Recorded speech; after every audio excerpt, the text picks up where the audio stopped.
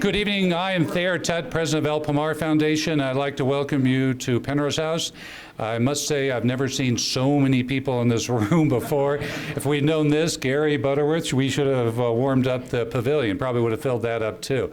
El Pomar is honored to host this. Obviously, the tie to Spencer Penrose is very significant. The legacy of Spencer Penrose dates back to 1915 when the road was built. Then the Manitou and Pikes Peak Railway was started in 1892, and Mr. Penrose bought it in 1925.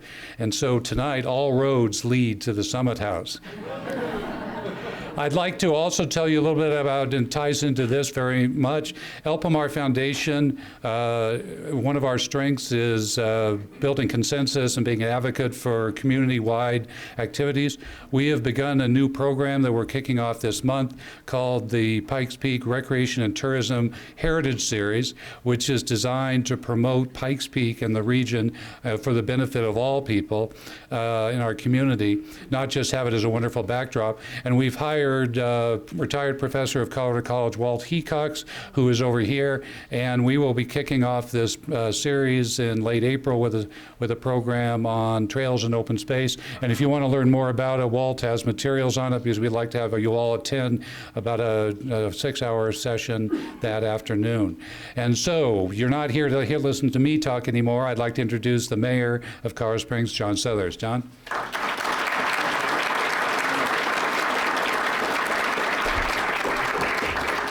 Thank you all for coming out this evening. This, I think, is an indication of the level of interest in this Summit House.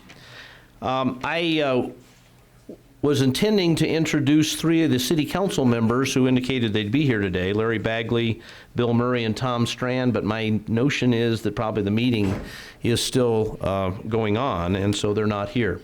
I do want to introduce Sally Clark from the El Paso County Commissioners. Thank you, Sally, for being here.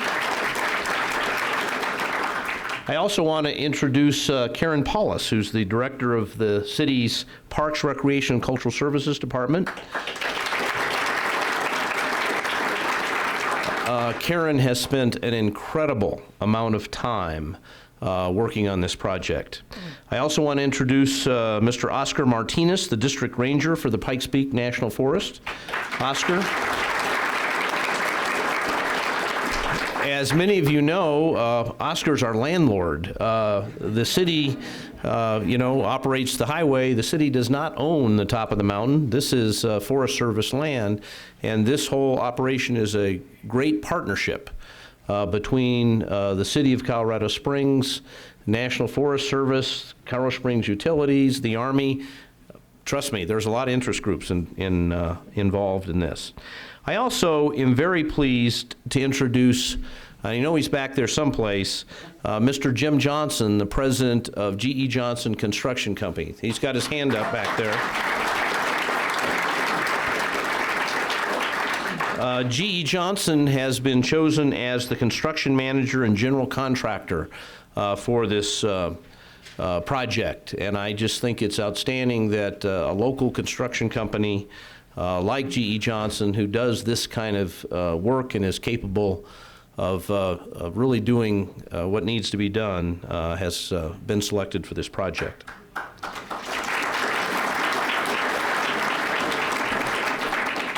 Folks, there's a reason why we are called the Pikes Peak region. Pikes Peak really is America's mountain.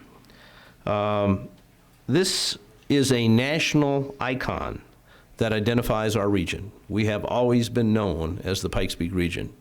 And when think about it, going back, a lot of people get confused when the phrase Pikes Peak or bust came about. That wasn't our own gold rush in the late 1890s. That was the gold rush up north in 1850s and 60s. But the mountain was what those folks coming across the plains first saw, and that's where the expression Pikes Peak or bust came from. Pikes Peak has been iconic in American history for well over a century. This is a tourist attraction that welcomes over 600,000 visitors to the summit each year. And Karen, I think we had a record number of people drive up to the top of Pikes Peak this year. I think you can all agree, if you've been up there in the last several years, that the current facilities have outlived their useful life. Great place to get a donut, but other than that, it leaves a lot to be desired. And it's time to build a facility that complements and enhances this historic landmark.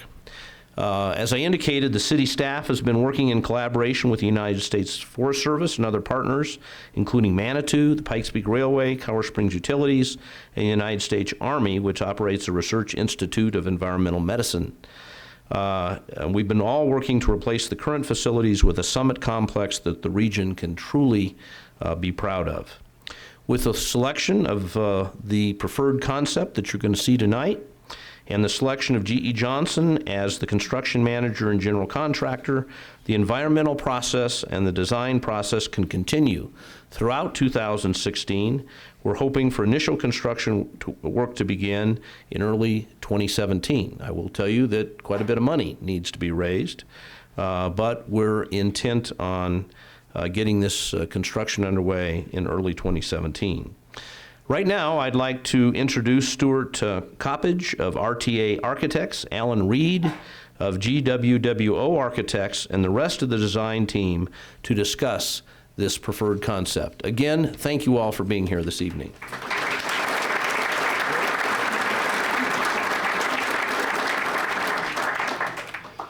Thanks, Mayor Suthers, and thank all of you all for coming out. We were a little worried we might not get a good crowd. There's another community meeting for the repaving of Centennial, and we thought that might take a large part of the crowd, but apparently not. So unless you live in Holland Park, I guess this matters a little bit more to you. So thanks so much for coming. And I do want to, I'll just kind of have them wave. This is a big team of people that have been working on this. And my management style is pick a great team, give them clear direction, and go take a nap. And so all of the folks that are on our team from RTA, please wave your hands. They're kind of scattered around the room. And then Alan and Al from GWWO, our design partner. Al's hidden somewhere back there. There he is. Eileen and Michaela from DHM. And then we also should have people from IMI Group. Miles is back there. Kiowa Engineering. HCDA, Structural Engineering, and then the Volpe Center. Ben's hiding somewhere. One of the neat things that is kind of a neat thing that's come together on this is the Volpe Center is part of the Department of Transportation, and they've been looking very hard at a shuttle service for during construction and potentially after that. And so if you can make your way afterwards over into that corner, Ben will be happy to talk about some of the results that they've got on the shuttle, the potential shuttle so far. And of course, we're thrilled to death to be partnering up now with G.E. Johnson, and we kick off our work with them tomorrow. And so we're going to be a very integrated team over the next few years to get this thing done. So it's very, very exciting. So enough of that. Let's roll on. So here's the summit right now. And if I can hit the right button. So the existing summit house is right up here. There's a historic wall from the original COG Railroad Summit House. And there was actually a COG Summit House that was built, and there was a Highway Summit House that was built. Now both of them are gone, and we have what Mayor Suthers politely referred to as beyond its useful life or something. And then there's also this plant building here where the water comes in and the sewage goes out, and there's the big observation deck on top. Colorado Springs Utilities has their communication facility down on the south side, and then that research lab exists way over in the west. Many people don't even know it's there. They kind of miss it. All of these are going to come together in one facility now. So here's kind of an old new picture. So obviously isn't the old steam engines, so we've gone to somewhat more modern Swiss cars, not the ones that are used right now for the COG.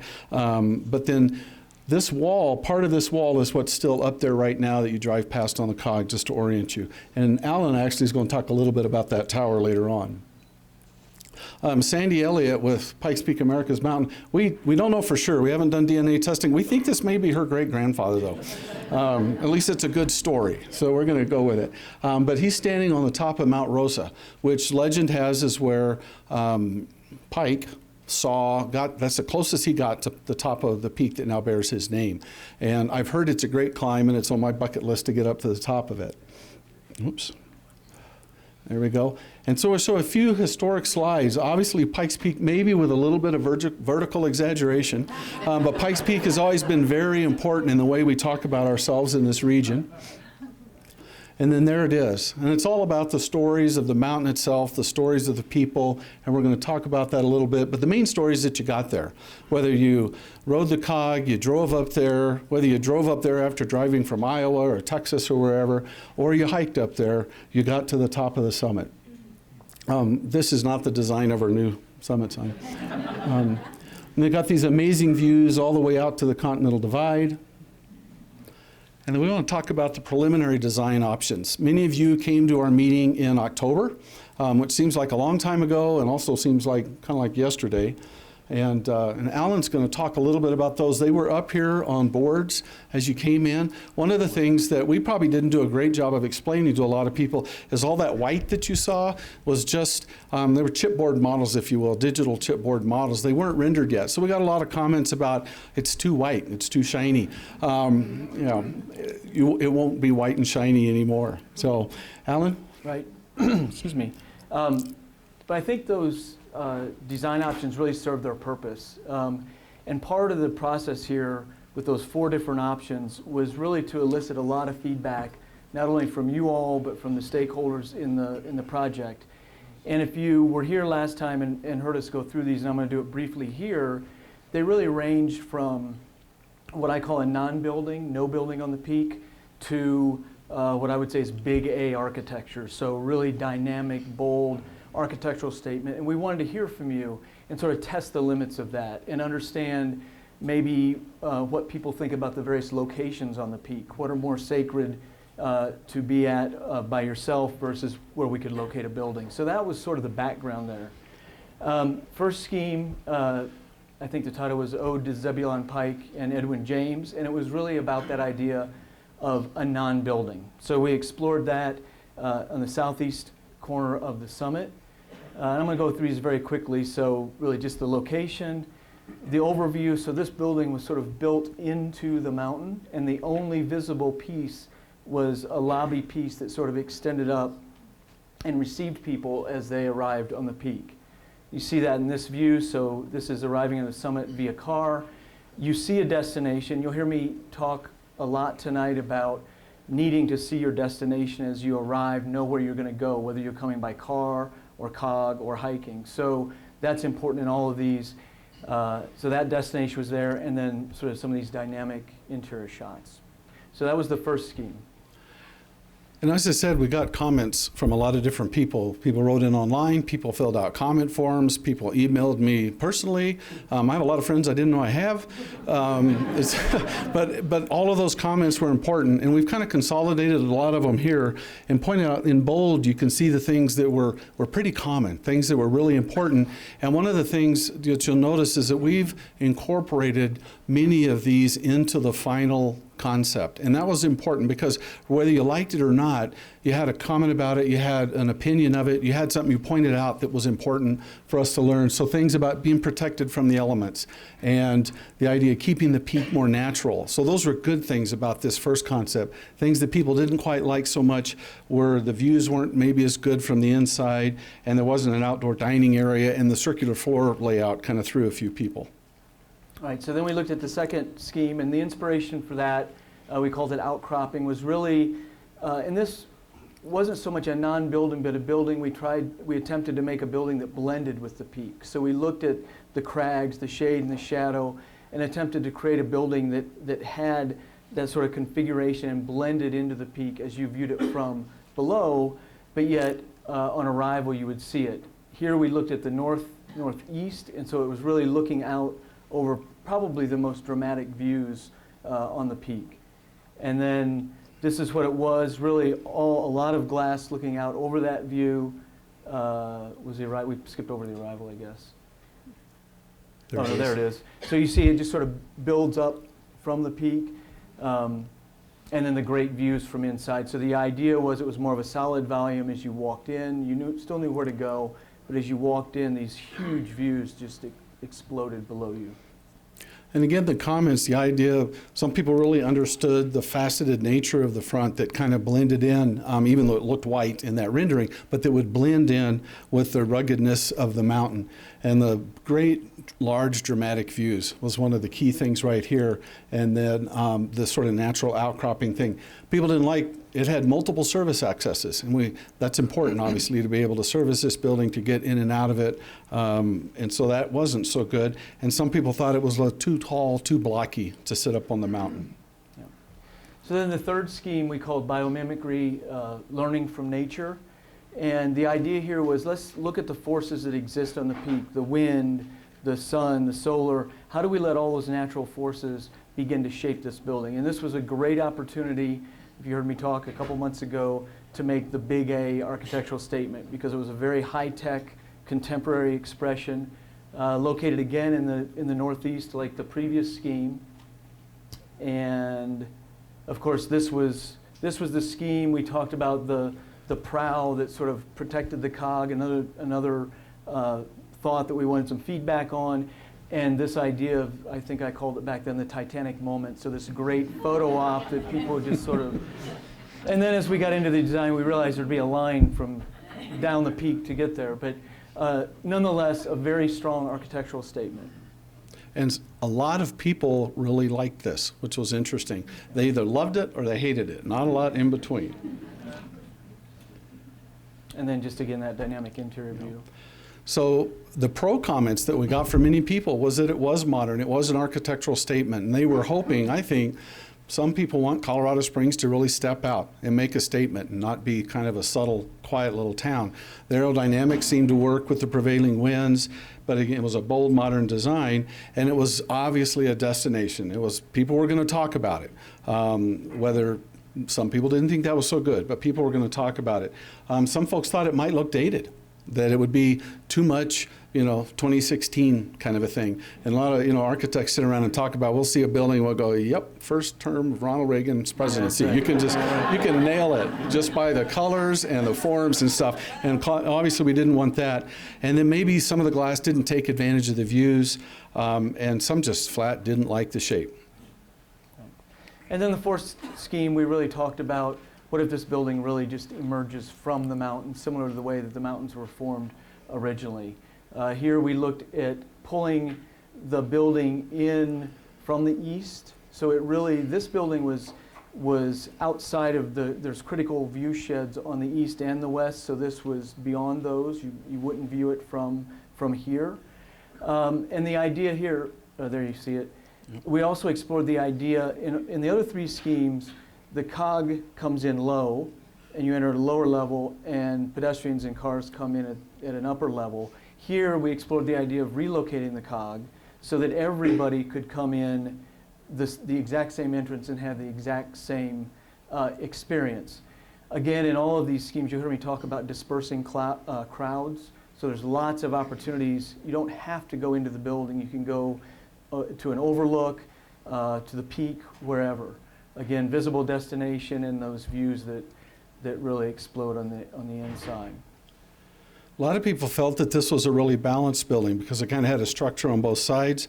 They liked the idea of it emerging from the earth, and obviously it had amazing views off to the north where really some of the more dramatic views are. And if you've been up there, you know where I'm talking about, and the clouds kind of come right up the hill into your face, and occasionally an ice climber will come right up the hill, which is always kind of interesting and exciting. And you will see some of that later on. Eileen will actually talk a little bit about how we've incorporated what we call the holy cow view into the building. And it kind of had an understated quality that was good. Some people actually said, but if you can't see it from Colorado Springs, if it's outside the view shed, it means we can't see Colorado Springs from the building. And they thought it was very important to be able to see Colorado Springs from this building. The profile maybe was too high, too dramatic of a wedge sticking up. And again, back to the idea of we weren't rendering materials, but some folks said it has too many concrete walls. It did look like, you know, a very big, sleek, kind of modern building up there. And it had multiple service entrances, which was not such a good thing. So as we move forward, really all of these comments and all of our efforts, we sort of see falling into three areas. One is the experience.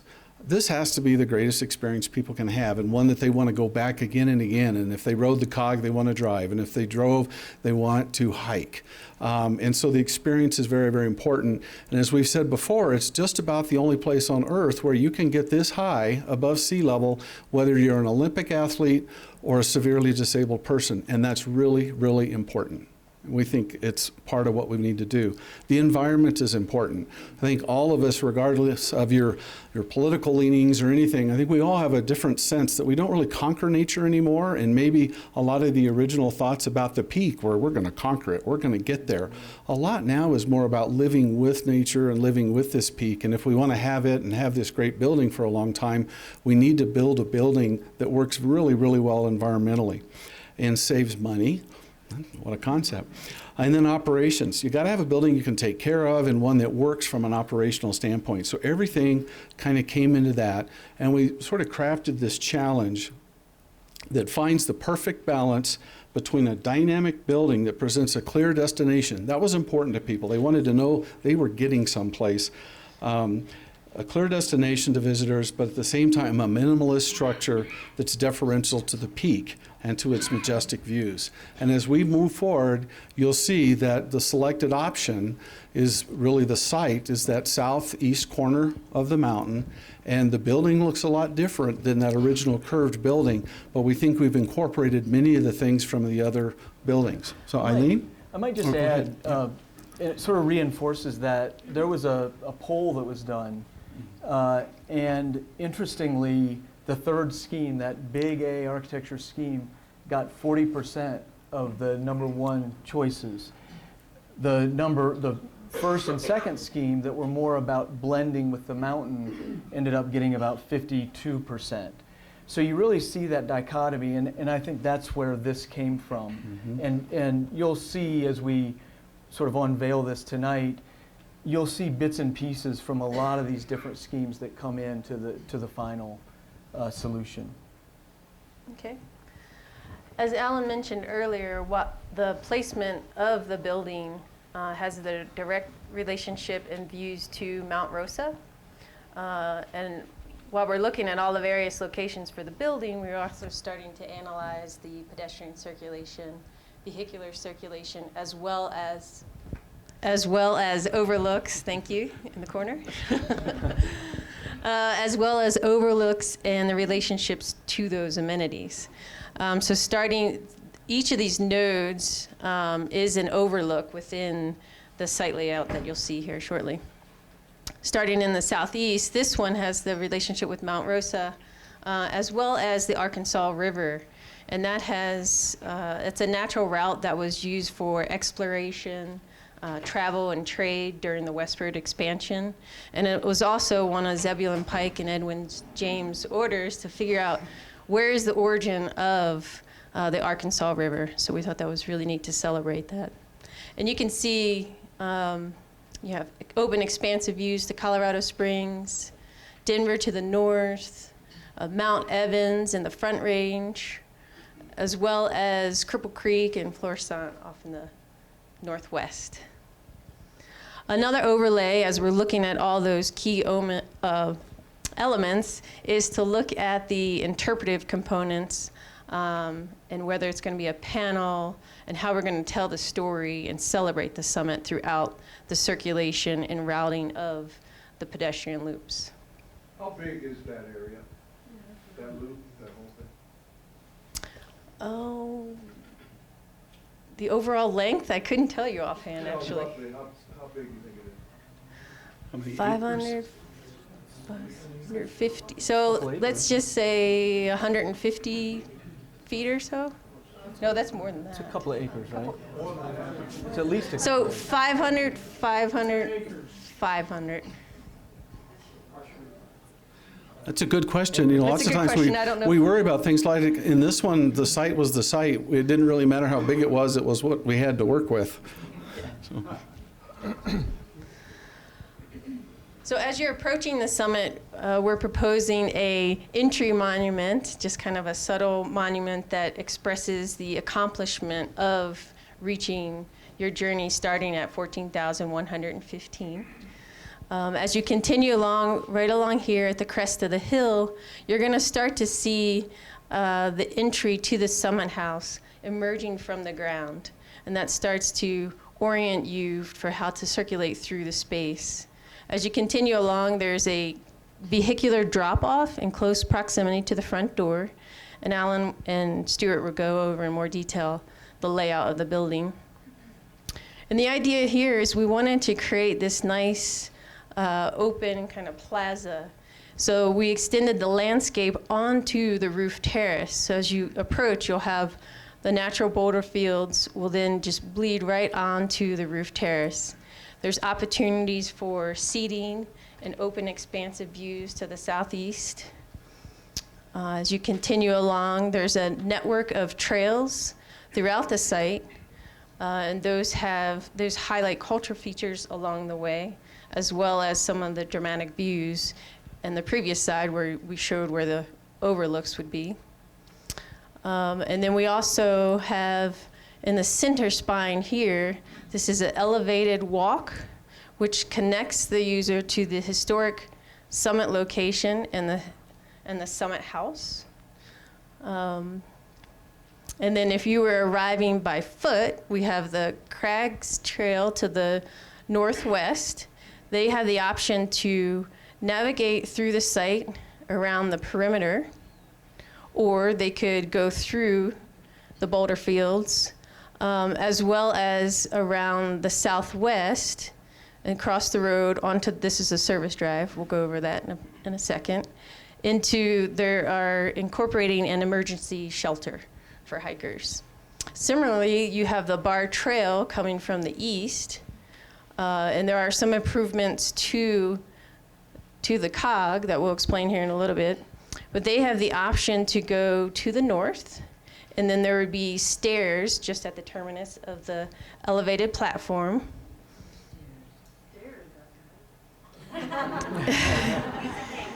There's also Well, there's an elevator in the building. There's an elevator in the building, but I mean, if you just hike the Bar Trail, I think you can cover a couple stairs. I could be wrong. So then they have the option to navigate the site, bypass all of this if they desire, and get right to the historic summit location, and they can continue on to Crags, or they could go to the south, cross over, and then they can reach the emergency shelter as well. So we're trying to eliminate the amount of vehicular and pedestrian conflicts with those two different users as much as possible. And then if you were arriving via car, the parking lot was designed in a linear form with two loops. And the loop that's in the darker gray on the west here, that's permanent. It's proposed to be hard surfaced. Right now, based on the geotechnical findings, it's going to be asphalt, maybe a colored asphalt. And it would be striped and plowed throughout the year. And then this portion off to the west is proposed to be a soft surface that would function as overflow parking. So during your peak seasons, summer months, the city can open this up and then they would continue to plow it. And this could also be used for the large events that take place up at the summit as well for staging. I do want to go over the COG real quick. Sure. So for the COG, what we did is the switch was located just to the south here a little bit. The east line would stay in place, and there'd be a new west line installed. And there's going to be a steep incline here down at the base, and then there'll be an accessible location for the cars to park. And then there'd be an accessible platform that would allow those folks to either go to the summit house or go to the north. So kind of like what Alan was mentioned earlier, just providing all these opportunities for folks to figure out their own route to explore the summit and create their own unique experience instead of having folks just funnel right through the summit house. They might just want to go to the summit, historic summit location. So these are some typical site sections that were inspired by the natural beauty of the mountains. So we tried to integrate boulders where we could. This is the overlook in the northwest. Also talking to the city, it's the opportunity to have school events up there, or maybe there's a ranger session. So we are looking at ways to integrate large outdoor seating areas as well as more intimate ones all throughout the summit. So this is the one over by the Summit House, and this could be more of an informal seating area where you could go, have your lunch, enjoy the expansive views, and then this wouldn't need to be maintained throughout the winter because the accessible route is further, loops up to the north. And this is the, as Stuart mentioned, the holy cow moment. So this is up in the northeast corner, and we were really all just taken by the expansive views and the sheer drops up in that area. So it's a great opportunity to kind of push the edge there and have folks experience just what that would feel like. So we'll continue to study heights and relationships throughout the process, but there would be guardrails on both sides. So it'll be safe. Yeah. And then just as you see up there now, along the perimeter of the parking lot, there would be boulders to separate the vehicular and pedestrian circulation. And this is a typical section through what that elevated steel walk might feel like through that central boulder field to get you from the Summit House to the historic summit location. And then the idea is to use these materials at other strategic locations and ground them with some boulders as well. And then we talked about the possibility of adding a handrail as well. So.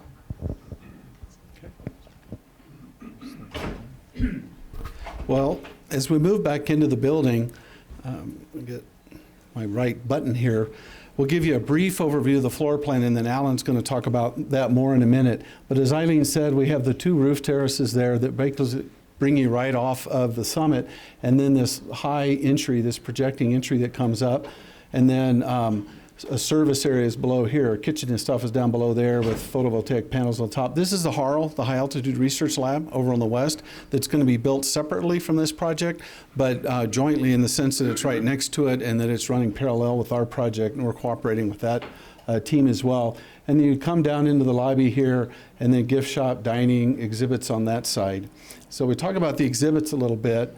You know, it's an amazing thing. We talked about how important the experience was earlier. Here's a great quote from Zebulon Pike that kind of gives the sense of what people saw back in the early 1800s when they were exploring out here, and it was like, good grief, you know, is there anything up there? Can anything live that high? I think it's 20,000 feet tall. He was off by a little bit.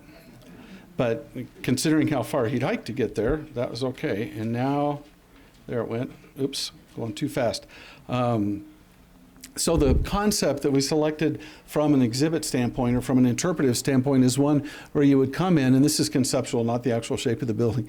You'd come in and you get an introduction, and then move into something where you talk about the place, and then the people, and then the peak today.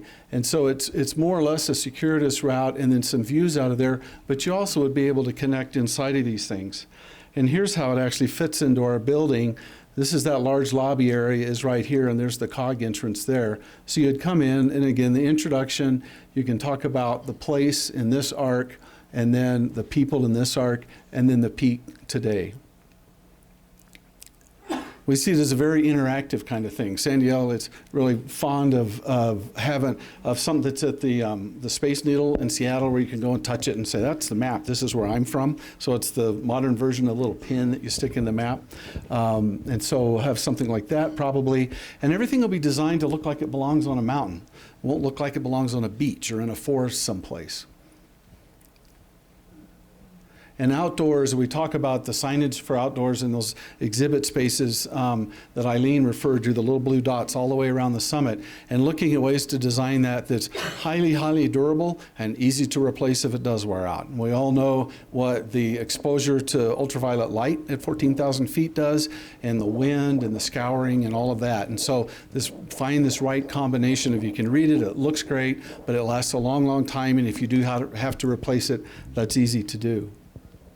And the moving indoors, these aren't designs of this actual space, but the kinds of things that you would see. You know, that great example there of great space where you're looking out at those views. Maybe the floor actually helps guide you through a space like this. You know, different things that are really dynamic and interesting. And these are beginning to be more representative of our mountains. And of course, this really is us. This is some of our local other venues, the kinds of things they've got. And so just some ideas.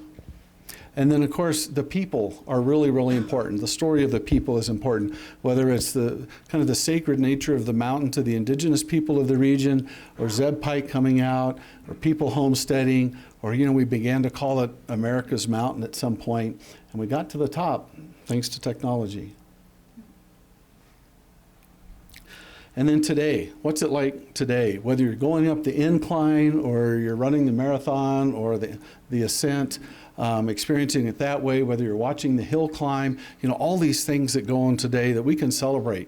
And, you know, I think there's very, very few places that have such an incredible diversity of events and things that you can either watch or participate in as Pikes Peak does in our region. Alan? And with that, we'll get into the current design as it's evolved to tonight, and you're going to see something hopefully much different than the white models that people misconstrued for concrete. We're adding materials tonight, and hopefully you'll like what you see. Just to go back through the plans, Stuart mentioned we approach by car here. You enter, like that first scheme before, into just a very modest lobby, and then are taken down to the main floor of the Summit House. And really, there's really four key components, right? So the lobby is the main thing. You'll see we have great views of Mount Rosa. So a lot of the orientation of this building is about that conversation, rooted in the story of Zebulon Pike and the relationship to Mount Rosa. And you'll see that really in all dimensions. So that lobby is very critical. You enter the lobby from the COG down at the lower level. And then, of course, the spaces that Stuart was just talking about, the exhibit space is here, gift shop, dining. There's an outdoor dining terrace. And then the rest of the building, the balance of the building, is really behind the scenes working parts of the plan. And I won't go too much into that. We do have the plans here tonight if you want to talk about that later. Stuart mentioned the photovoltaics, and then the idea that the tundra just really goes right out on top of the building. So the next thing we did was we wanted to look at 3 dimensions. So we cut 3 slices right through the building, and I'm going to start here.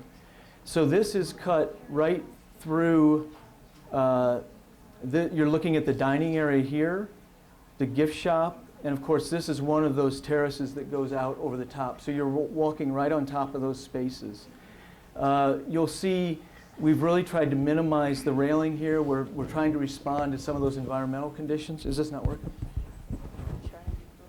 I don't think I can get both. Will this mess? We'll probably get feedback, right?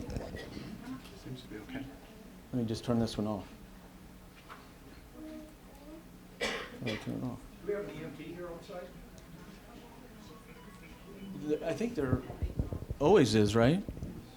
You mean right now here? Oh, here. Oh, No. no. We're in telephone contact. Okay. Great. Okay, thank you. You guys are just too excited. Should we go on? Yeah. Okay. So is that better? Can you hear me better now?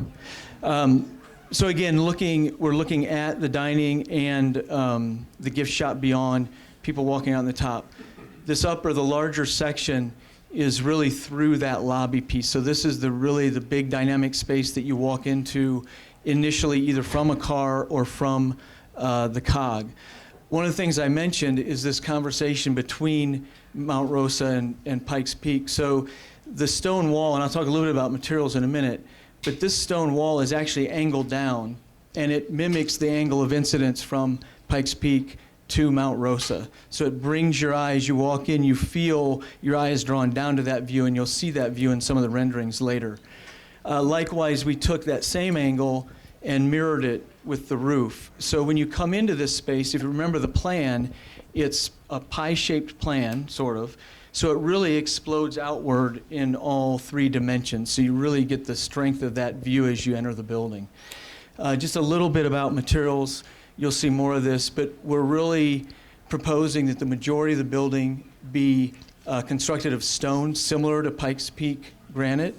We don't know if it'll be exactly that, but we certainly want the color to be similar. We're proposing that it's a much more contemporary application, so it'll be a smoother stone, but nonetheless, it'll be of that material, and hopefully a much more timeless sort of approach to the materiality. And I'll talk a little bit more about other materials as we go through. And then the final section here is really cut now through the exhibit area. So we're in the exhibit area, and again, that other roof plaza above, and we've really started to think of this building as three viewing platforms. Two of them are exterior on either side of the lobby, and then the lobby provides the third, protected from the elements. And again, you see the lobby beyond there. Here's just an overview of the site from above. Whoops. Entry here, that's that photovoltaic array, and you'll see that in some of the renderings. The intent is that as you approach the peak, you won't see that array at all. It's possible that as you're out on this terrace, you could look down and see it. We think that's okay because it's really part of the interpretation here. We're doing everything we can to reduce energy consumption throughout this building, so that photovoltaic array is very important. The two outdoor plazas, the lobby, and of course the COG over here. A lot of comments about when the COG is at the top, it blocks the best views. So we've taken care to make sure that when it stops, it's beyond that view. This is the remnant of the original Summit House. And we've also created a little overlook back on this side. Stuart mentioned that original historic photo. And this really approximates that area where that original tower was, that was some 37 feet above grade. Incidentally, our lobby height is 37 feet from the top to the floor. Is that on purpose? Maybe. And we'll talk more about this as we go through. You'll start to see the development as we move on. So the views, this is the car approach. So as you reach the summit, talk a little about materials again. Well, before the materials, you're seeing a little glimpse of the photovoltaic array there, and we're going to work to push that down so you don't see that, so that really what you see is just this. Again, that stone that is very much like the Pikes Peak granite. And we're suggesting that the roof, and you'll see other elements, handrails in the building. There's really only four materials in this building. So we've got the stone that comprises the majority of the surfaces that you'll see. We have steel, and we're proposing a pre-weathered steel, like pre-patinaed. It's a really rich texture and color that works very well with the stone. Obviously, we have glass, and then we've incorporated some of the beetle kill pine. So there's a lot of wood throughout the building. It starts to warm up the interior, and you'll see that. Just a view from we're sort of at the summit now, so that metal walkway that Eileen talked about is right here looking back at the building. Many comments about how do we protect the glass. So we've taken care of these walls also they started about 4 feet and angle down. So we're really getting the glass up off of grade, so it's out of that zone where it's really going to get scoured. And much of it is really on the lee of the building. Many comments about the extent of glass, and we've worked really hard to reduce that. Our goal to reach our energy goals was 40% glass on the building, and we're down below 30. So we've really put all the glass, all of our money in that lobby view, and you'll see some really great, I think, dynamic views from there. Another shot from the north, so you're looking, you see that the plaza on this side, the building in the back. Get a sense of the cog here, and that's that other platform, viewing platform that really looks almost due east. The genesis for this really was the idea that, like Zebulon Pike and Edwin James, we want you to feel like you're alone on the mountain. So everything we've done, we've tried to minimize the building. So hopefully, when it's nice weather, this is where the people are going. They're going out on the plazas. They're pulled out there. Lots of opportunity for interpretation out there. And of course, if not, then during inclement weather, then they're inside. And we think, we could be, unlike now, you could be in this lobby during a great lightning storm and really get a sense of what it's like to be on the peak. And I've been there when that weather rolls in quickly, right? And it's quite an experience, and it's what the mountain's all about. So this is that view as you enter from the parking lot. That is Mount Rosa. So we've taken care to sort of frame that view and then pull people down into the main level of the building. Again, always thinking about interpretive opportunities. Last time I talked a lot about crowd disbursement, again, providing multiple opportunities, not so much from the car, because people in cars come fairly intermittently, certainly from the cog, and we'll see that in a second. We talk about the cog, so this is what you might see as you approach. The nice thing about this site, and you kind of sense it here, is even when the cog goes by, you're looking above it. So you may glimpse just the top of it below, but that view that I just showed you out to Mount Rosa is unfettered by anything. So a great view here. You get a sense of, talked about that idea of seeing your destination, right? Knowing where I want to go, getting a sense of where I'm going. So as you come up in the cog, I know, this looks like an entry over here. This is that dining plaza over here for when the weather is nice. And then this is the exit from the cog. So this is that great mix. This will be an accessible path. We're still working on developing that. But it'll be an elevated platform. You'll get off level with the cog floor and fully accessible into the building, and then to the north to other parts of the site. That idea of dispersing crowds. So here we have the historic summit wall. It's a very critical part of history. We want to be able to interpret that. Your options as you get off of the cog then are to go here, talk about the historic summit house, how the summit houses have evolved over the years on the peak. There's also an opportunity to rest, to move up those stairs that Eileen talked about directly to the peak. You don't have to go into the summit building. And in many ways, we'd be happy if people don't and really experience the peak the way it should be. But then you can go in through this covered area, and you walk right by the windows of the exhibit, so you kind of get a sense of there's other interpretation inside the building. This is that view then once you enter the building from the cog. Right now, if you've been up there, you know that about 50% of those 300 people that get off the cog fight through the gift shop and the dining room looking for the restroom. This is one of the things we pride ourselves on is making these experiences very intuitive. So as I walk in, I understand where I am. I understand there's a cafe here, a gift shop, there's some subtle stuff, but subtle signage, but I can certainly see the activity that's happening.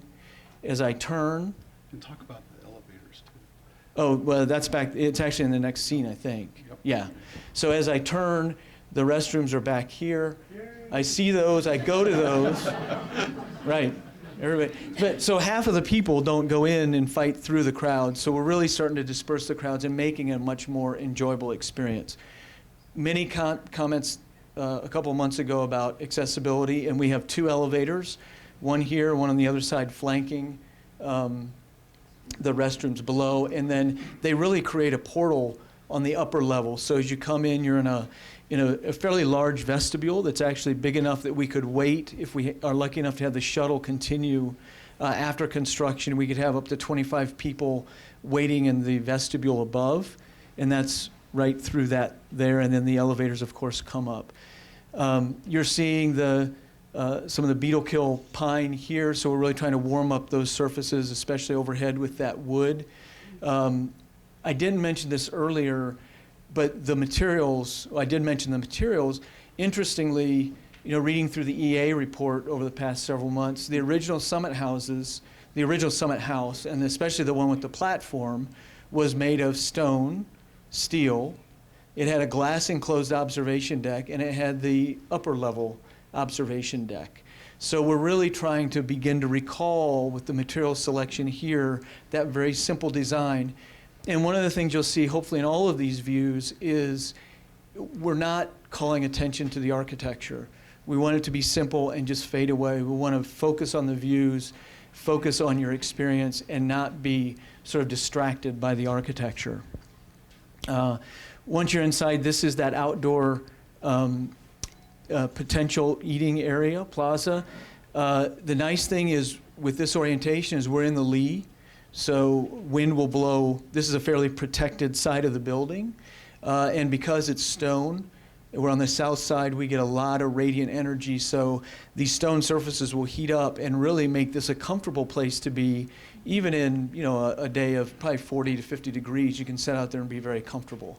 We think it might be a great place for the hikers to gather out there. And you get another shot of the interior, you get a sense of how it all works. The idea that this stair just sort of folded down out of that upper balcony. We've talked about the angles that are comprised in that lobby, really, again, recalling some of the crags and the ins and outs and the shadow that you see on the mountain. This is looking at the exhibits beyond. And then finally, we couldn't help ourselves. We tried to incorporate that Titanic moment, albeit a little subdued. So there is a bit of an overlook, but it really works out well here because, this is the entire history of the Summit House at this view. So the importance of the cog, the original Summit House foundation, this sort of nod to that original observation tower. So we're really getting the entire history of the peak here, which is really a great place to sort of take it in and stop for that last photo opportunity before you head back to the cog or back down the peak.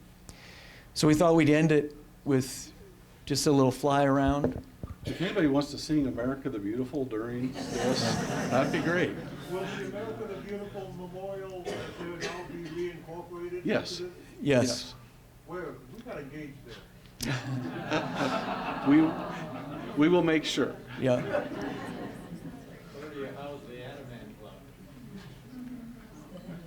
We'll get into questions and answers Yeah. shortly. Yeah. So this is that exterior vestibule. There's 3 entries to that vestibule on 3 different orientations. So depending on where the weather's blowing from, there's always access into the building. Again, culminates in that view.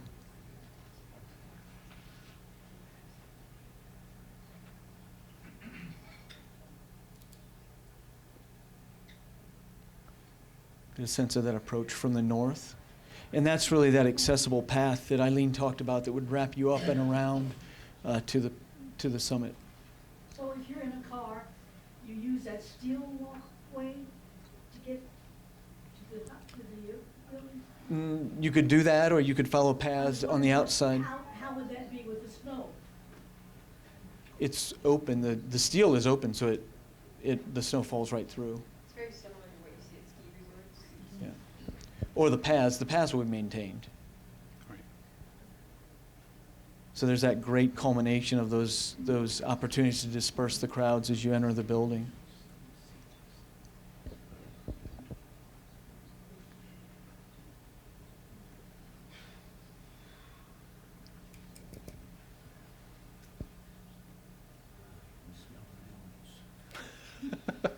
Jim said he could smell the donuts. Right.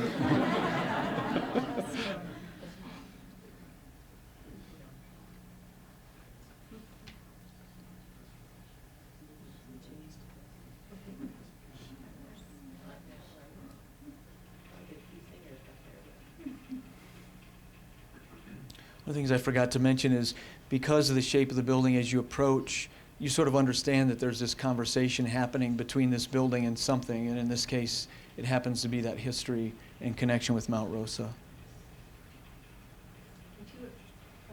Key site elements that we didn't mention earlier. One of them was looking at utilizing the already disturbed spaces that are up on the summit as much as possible. So we were very mindful of that whenever we could to reduce the amount of impact and disturbance to the alpine tundra. And then we also tried to preserve any tundra within that central piece as well, which is why we're proposing the elevated boardwalk, so that folks protect that fragile plant species. Well done. Thank you.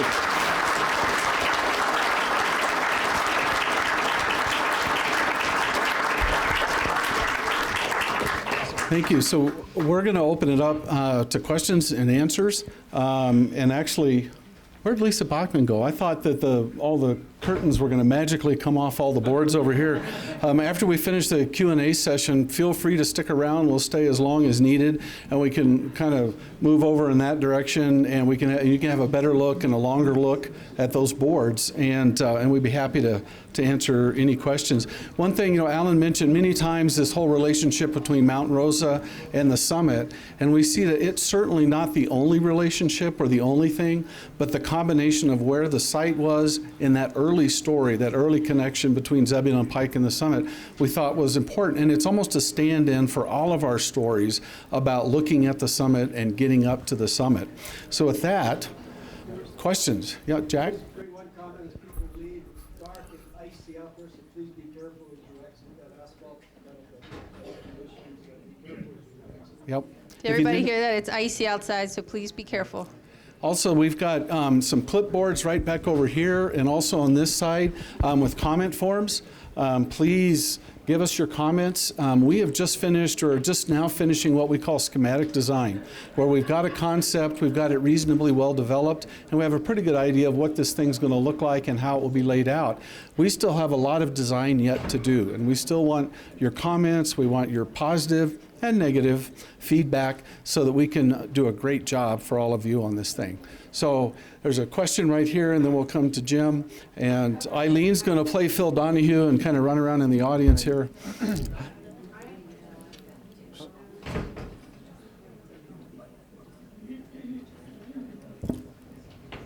Okay. I have a kind of a dream that's probably far-fetched. So I'll settle for something lesser. I'll tell you the dream first, and that is that we rename the mountain after its original name. Several of the tribal people had some version of Sun Mountain for their name, at the very least. So that's what I would hope for, just as Mount McKinley was renamed back to its original name, Denali. It would be wonderful to rename Pikes Peak Tava for the Sun Mountain from the Tabaguash people. That probably not being in favor of most people who resist that kind of change, I do hope that you will honor the first people. After all, Zeb Pike was not the first person to set his eyes upon that peak. It's a very sacred mountain to the people who lived here before the settlers came and pushed them out. So I would hope you'll honor them significantly in whatever memorials that you do for that place. Great. Thank you. Yeah, Jim? I'm part of an advocacy group, and we did write up a paper on the things we hoped would come about. Okay. And I'm very, very happy to say that I think it's been executed brilliantly. Thank you. We were especially interested in preserving the natural look of the mountain, and I don't see how you could make it any more natural than it is. Everything is just very well done. I really compliment you, Stuart. There's only one thing that we asked for that is not here that I can see, and that is covered access into the building from the COG for the passengers, and also a cover over the vehicular entrance for people getting off the bus in the bad weather they're going to get wet or snowed on or hailed on or whatever. Yeah, I'm sure you've thought of it. That's all I have. Yeah, we have. And Eileen, a gentleman back in the far corner over there, in the blue shirt. We have thought about those things. We've actually sketched out different kinds of canopies that could be over the COG trains, you know, where the double car is and then the single car. And in our conversations with the COG folks, and Whitney's here somewhere. We have a COG, there she is. We have a COG folk here. In trying to do something that would provide some sort of shelter there. It's real complicated in that area, and we're trying not to mess up the look with that historic wall. But again, like I said, we're just finishing schematic design. There's opportunity for that. The other thing that was really important too is since we pulled the stopping point of the COG further to the south, the distance is not really far from the COG itself to that entrance, which actually kind of projects out over there.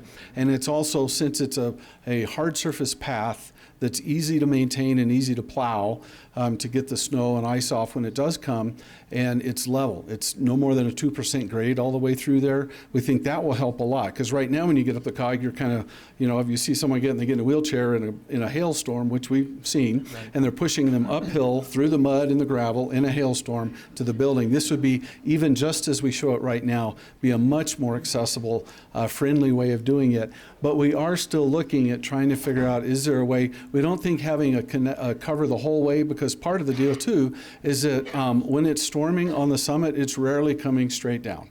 It's usually coming at some angle or another. And so trying to provide a cover that's always going to be at the right angle to catch the rain and the hail wherever it's coming from could end up being a really significant piece of construction, and we're trying to minimize that. So that's kind of the answer to that. And as far as the car drop-off and the shuttle drop-off, they also are fairly close. And we did look at the idea of a covered porte-cochere, but again, we're really trying to minimize this building, and that added a whole another thing to it, if you will. Alan, do you have any other thoughts on that? Right. And as Alan said, if you're waiting for a shuttle, if you're the 12 to 20 people, whatever it would be, that's waiting on a shuttle, they could all fit in that upper lobby easily. Right. And the shuttle pulls up, and then you go to the shuttle, so you're not standing in the rain or the hail waiting to get on to that shuttle. You're welcome. We got a, oh, yes, where's our, this gentleman first, and then you, yeah. Has there been any thought to include in the historical area one of the original COG engines? I don't know if the folks in Manitou Springs would let us have it up there, but I'm a train guy, so I think it'd be really, really cool. I think there may be an issue. It's hard enough to maintain, even not in working condition, but just as a static display, it's difficult to maintain them. And so having it up there would be really, really difficult. We'll certainly bring that question up because it is. Of course, you can see one down in Manitou Springs, and I'm drawing a blank. There's a second one hiding someplace. At the Broadmoor, right, at the Broadmoor. It's not really hiding, is it? It's right in front of the Broadmoor. Hiding in plain sight. So, yes, ma'am. Is there plans to have the light shine at the top of the mountain still? I hope. We were taking bets as to how many questions into the night it would be before. And actually one of our partners at work said this morning, came in and said, when I wake up every morning, I look out my bedroom window and I look to see what the weather is, whether or not I can see the light. So where's Jack Glavin? That's a question for Jack. There he is. My going position is yes. There we go. We'll figure out the north side eventually. Right. Right. Yeah. Okay. Earlier in your presentation, you talked about an emergency shelter for hikers. I didn't see that in the more detailed design. Well, it's not really in detailed design yet, and it really is just that, an emergency shelter. We certainly don't want to turn it into something where, people just use it willy-nilly all the time. And that's another question for Jack in a way too. But we are looking at ways where if you were in trouble, you got up to the summit and you realized there's nobody else up here, I'm too injured, tired, cold, whatever it is to get back down, there will be a place to go. It's actually right back there. Right back in there, and we'll have signage that would guide you there. and you would, and we haven't worked out all the details yet, but some way that you would be able to access a place to get yourself out of the water, or out of the weather, to have some water potentially, and at least be in a survivable condition and be able to communicate with somebody. Now, what it costs you to have someone come fetch you from the top is a whole nother discussion way above our pay grade. But that's where it is down in that area. And we didn't want to put it in a real, upfront area, because it's not something that we would hope would be used very often. But we actually had several comments. One of the first comments I got from a friend was, make sure you put that emergency shelter up. There's something up there for people that get stuck. We certainly don't want to encourage people to camp up there, to use. It's not really a bunk room for campers. Is that a good answer, Jack? Okay. All right.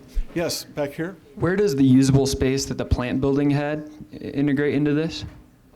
What do you mean by usable space? The plant building has a wide open space that's used by the Adaman Club, the marathon, and the hill climb for the competitors, media, and staging throughout. That's a great question. And actually, we talked about the Harl, but we didn't talk about it a whole lot. The city, the Pikes Peak America's Mountain, and the Army are working on an agreement. The Harl is not used all the time. And so being able to schedule things so that when the Harl's not in use, Jack Glavin and his folks are going to be taking care of it essentially, and so they can use it. So that will be that space that is in the plant building right now. It won't smell near as bad as the one right now. Right. If you've been up there, at the end, you hike up to the top for an event or something, or run up to the top and you get in there. So that's where we're able to take care of that. So real quick, the first question that was asked, the site is approximately 10 acres. There we go. Talk to Jack. Yep. Do you have an idea of the amount of electricity that's used on top of the mountain that will be provided by the photo cells? Miles? Yeah, Miles. Yeah, so the amount right now in the current proposed design, and I have a board over here if you want to look a little bit more, but right now the proposed design is going to produce about 12 kBTU per square foot. So that is about 30%, 30 to 40% of the total energy use of the proposed building there. That's a great question that leads us into something we're not going to talk in detail tonight about, but we talked about goals of net zero energy, if we could do it, net water usage. Of course, in Colorado, with Colorado water law, that gets very, very interesting quickly. But as an example, just if we've worked very closely with Aramark, the current concessionaire, and their folks have been fantastic to join the team and be a part of the discussions about what kind of menu, what kind of retail, what kind of, and really them looking corporately down the road and being very proactive, and I congratulate them on that. But right now, if all we did was keep the same menu and the same cooking that goes on, but we brought it all up to code, the amount of energy required to simply temper the replacement air for the exhaust hoods would be enough for 2 full-size houses. That's not to heat the building, that's just to temper the replacement air that goes right back out through the exhaust hoods. So we're working with them to look at ways that we can limit that energy that's required and still provide a great menu and a great experience and all those kinds of things. The photovoltaics are just a part of that whole equation. A lot of it is driving down the energy usage, driving down the water usage, and then when we can supplement with photovoltaics, we can. Why don't you just kind of keep track, if you can, on who's next? I was just wondering about the wild creatures that are in that area, if they ever would surface at all, and if so, what would be done about keeping them around? Do you want to answer that? You want me to, Eileen? Talk about, okay. All right. That's a nice deflection. One of the things that Eileen talked about with both hard surface paths and those steel boardwalks that would run through the boulder fields, we're really trying to guide where people go, whether they're in their cars or they're walking, whether they're pedestrians. Right now it's just kind of willy-nilly up there, and it just sort of depends on where you want to go. You go that way, whether you want to drive across but walk across the boulders and all. So we haven't had any deliberate discussions about wildlife per se, other than to say maintaining whatever intact tundra is up there, alpine tundra is up there, and then a long-term program to restore tundra. And that is not like going to Home Depot or your local garden center and buying some plants and throwing them in the ground and watering them. Getting stuff to grow up there makes, anywhere in Colorado Springs look very, very simple. And it's a long-term process. But part of what Eileen and her crew are doing is putting together that plan of how we can restore the tundra.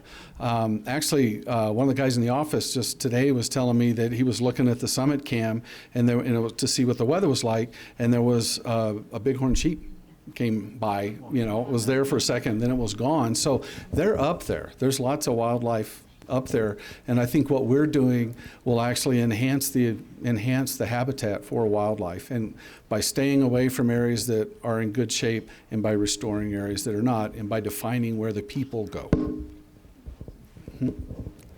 Yes, thank you very much. We mentioned the Native American significance to the Native Americans of the mountain. The mountain also had very great significance for the New Mexicans, people from New Mexico. Mm-hmm. So on some of the old Spanish maps, you can actually see Pikes Peak. They're called by different names. I think the most common name was Cerro Almagre, and of course we have an Almagre Peak near there now. Fountain Creek was called El Rio Almagre on some of the maps. So they knew about it. Almagre just means a reddish color. And if you see the peak from the plains, it does look reddish, So when we do the captioning on the historical record, we should not forget that and include that. We could probably even do on some of the boards that you can have a replica of the Miera and Pacheco map. Great idea. Which clearly shows a feature that we could say is Pikes Peak, So, just to keep the whole thing, integrated in terms of all of the people who had a role in this area, Mm-hmm. So that's very important. There's lots of people who can help you with that, I'll be glad to help. Okay, great. Thank you. Thank you. Yeah, please fill out a comment form and give us your contact information. That's a great kind of a segue. I was a poor stand-in for Greg Maddy from Gallagher & Associates, who's our interpretive designer, and who would have been here tonight, except all three of the flights he tried to schedule himself on from D.C. Were canceled. These guys actually scheduled 4 flights and were able to be on their 3rd flight out of Baltimore. They got 29 inches of snow at the airport, and there's a guy named Pat in their office who put together the flyby. And he actually post-holed through 2 feet of snow to get into the office over the weekend to finish that flyby. So hats off to Pat. So that was great. But to that point, Greg would have been here, and the interpretive design is always a step behind the architectural design. And so we have just very, very early concepts of what Greg and his folks are thinking of right now. And then as we move into our design development, they'll pick that up and they'll keep moving. And so all the comments like that to say, don't forget this is an important part of it, are a big deal. Greg was also going to meet with several of the area museums, with Matt Bayberry at the Pioneers Museum, and go to the Garden of the Gods Visitor Center, and go to the Hill Climb Museum over not too far from here. And we've all been to those before, but he was actually going to meet with the people because we think it's really important that we integrate how we tell the stories with these other venues. If somebody else has told the story really, really great, we don't need to replicate that necessarily. We need to tell a different part of the story. So we'll have this very coordinated effort with these other venues. We'll talk a little bit about the hill climb, but if you want to know about the hill climb, go over here. And it's free, and they validate your parking. I mean, how good a deal is that? But thanks for that comment. Okay, question for you. What is the estimated maintenance cost on this facility annually? And will it be a permanent line item in the city budget? And what is going to be the warranty length of time on this structure? Well, that's three good questions. We have not estimated the annual maintenance costs on this yet. that is something that we'll be working with Jack and their group to look at. I think hopefully in our discussions about the materials we're using and the way that we're trying to drive down energy and water usage, you'll see that we're making every effort that we can to limit those costs by providing a facility that will last a long time and be easy to maintain. It will never be, and Karen or Jack or whoever wave at me if I'm speaking out of turn, it won't be a line item in the city's budget because Pikes Peak America's Mountain is a self-funded enterprise that's separate from the city general fund. And so its whole charter is to provide what it provides with user fees, and other funds that it raises, so it's not part of the city general fund. As far as a warranty on the building itself, 12 months is the typical warranty that you get with a construction project. So that, and we always, in our office, we always do what we call an 11-month walkthrough. 11 months in to the building after it opens, you go in, you go through the building with the contractor and the owner, and you make sure everything's working.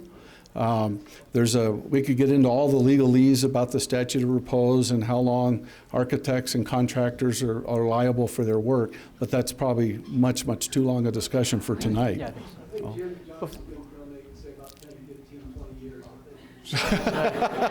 There you go. Yeah, that's right. I think if I can touch real quickly on the rest of that comment, RTA, we're here. We've been here for 40 years, and this building means more to us than you can possibly imagine. Jim Johnson and his firm have been here for a long time, and it means an awful lot to them. I don't know if John Hazelhurst is still around. He called us homies in an article and said we would probably do good by the city. And I know I can speak on behalf of RTA and G.E. Johnson as well, that we're going to do everything we can to provide a facility that's appropriate and maintainable and energy efficient and all of those things.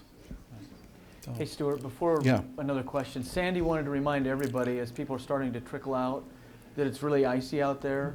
So stick to the sidewalks, especially if you're in the copper lot. She said just remind everybody so you start to filter out. Great, thank you. Anybody that hasn't asked a question yet? Yeah. There's been a long historical history on Pikes Peak of scientific research dating back to the 1870s when Samuel Pierpont Langley set up an observatory and camped out on the summit for a week for a great solar eclipse, up to the 1950s when there was a large telescope in the Summit House. Is there consideration being given to capturing the historical significance of the scientific research that's been done from the summit in the interpretive displays? Yes. Yes. We will talk about that. Yeah, I think as Stuart mentioned, Greg Maddy is, right now they're developing all of that content for the exhibits. So the comments like that we have will help guide that process as he moves forward. Mm-hmm. Jim? Oh, this gentleman first and then maybe Jim. Yep. I have one question and one comment. The comment is, like our mayor said, that this is known as the Pikes Peak region. But on top of that, it is America's mountain, and it's the only mountain I know of in the continental United States that has a song coming after it. So we definitely have to acknowledge that. Mm-hmm. Number two, my question. You've been up there on a windy day. You've seen all the trash blowing all over the place. And another part of that is the reason that old Summit House is really bad is that the sewer lines and everything in it are leaking and have melted some of the permafrost. So what are you going to do about that? Well, we're not going to fix the old sewer lines, that's for sure. But actually, we've had multiple soil borings have been done. We're in the middle of finalizing our geotechnical reports that are being done. Because of where this site is, we will actually be going down into bedrock, and then we'll be harvesting some of that rock that we pull out so that we can tuck down into the site, and using it for some of those stone walls that you saw in the renderings running around. So that's one of the things that's part of not just the limiting water for the long haul kind of a thing, but even during construction. You know, how can we keep everything up there? You know, what do we not have to haul up and replace and those kinds of things? So we will actually, we think, be sitting on bedrock in part of it. Depending on exactly where that bedrock is, we'll have a foundation system. And I think Steve Horner from HCDA is here. He's back in the back making jokes about architects, I think. But a terrific structural engineer. We actually have an expert out of Anchorage whose entire practice is on designing structures in permafrost. And so we'll be dealing with that very, very carefully so that we're either sitting on bedrock where we come up against permafrost, will be heavily insulated, and we will never actually rest anything on permafrost. So one, we'll try and keep it permanently frozen, and two, if it does have any issues, it's not going to be something that's supporting the building. The other thing too is that all of the plumbing is inside the building.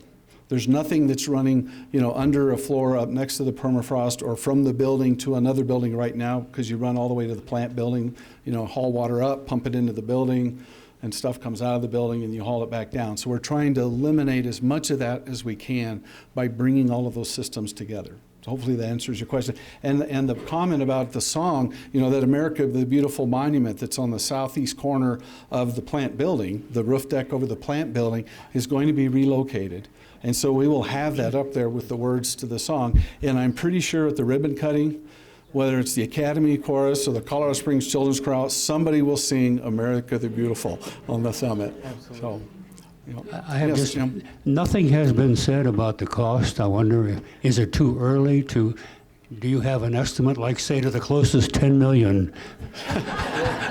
Jim's got his bid coming in tomorrow. Actually, he's standing in the back shaking his head rather vigorously. We don't want to prejudice. It won't be cheap. I think Karen and her folks have a good handle on how it will be funded. The mayor's been brought into those discussions too.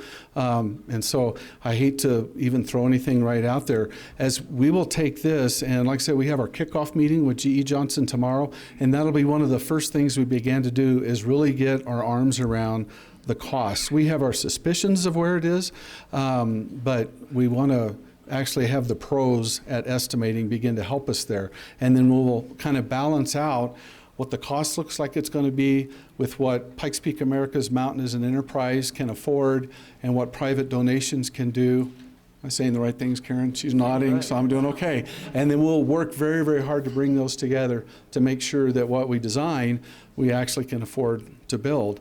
And one of the great things about having them on board as the construction manager early is we're going to be designing how to build the building, every bit as much as kind of what the final building looks like. And very much of that building is going to be built down here. And I can tell you all the contractors that pursued this project talked a lot about limiting the number of people on the summit and how long they were up there. It's a matter of building big pieces down here and hauling them up there and putting them together there. That's also a way to significantly limit the cost by doing it that way. Stuart, I think Karen would want me to confirm there will be fundraising involved. Absolutely. The city has an enterprise, America's Mountain, that does have a reserve, not nearly enough to pay for this mountain. We think our, and correct me if I'm wrong on this, we think our bonding capabilities on the revenue stream from the road is about $6 million. But my guess is we're going to probably need to raise 15 to 20 million. We'll see how it goes, right, Jim? Yeah. You know, I'm sure that there'll be a lot of folks that are going to want to be major contributors to this, but I wouldn't be surprised if we're looking for all the folks in Colorado Springs to contribute in some way. The other thing that we've talked about already is that, as I talked about how important this project was for us, there are a lot of folks that provide glass and stone and wood and all kinds of materials that would really, really love to say they provided that material for Pikes Peak. And so we will explore ways for, sort of donations in kind, if you will, or someone that says, whatever you had budgeted for glass, we have the world's greatest glass, and we will sell it to you for whatever was in your budget, that kind of thing. So because the Forest Service, because it's a federally owned property at the end of the day, there are obviously a lot of rules and regulations that we'll have to follow there, but we're exploring those options about how, whether, you write a check and you get your name carved in stone on a wall someplace, or you sell bricks, or because you provided the glass, it says, glass provided by XYZ Corporation, something like that. So we're looking at all those options, beginning to explore those things so that, a building that was going to cost this much really maybe only ends up costing this much. So, where did we go? Oh, yep. I can't see with the light there. I might be able to use my voice. The question is something that I know you don't have the answer necessarily to exactly when this is going to take place or exactly how long it's going to take, but my curiosity would be the goals. Forgive me if you already covered that, but what are the goals for how long it's going to take? What facility will be there in the interim between the two? Can you speak to that? Sure. The existing Summit House, part of the reason for picking it, or one of the things that worked out well for picking the concept that was selected, was it allows us to keep the existing Summit House in operation until the new Summit House is constructed. The new footprint does overlay part of the plant building, so we'll have some sort of temporary utility connections that we'll have to do, and whether that's a little a self-contained trailer kind of thing up next to the existing Summit House or what, we don't really know yet. But the existing Summit House will stay in operation until this Summit House is completed, and then obviously there'll be a series of steps to get through the demolition and the rest of the site work. Okay, thanks. Yeah. Mm-hmm. More questions? Is that all? Wearing down. Great. You wore Well, them good. down. Feel free to come and talk with us about the boards over here. Please fill out one of those comment forms. Be careful on the ice. And thanks again, everybody, for coming and for your participation. So.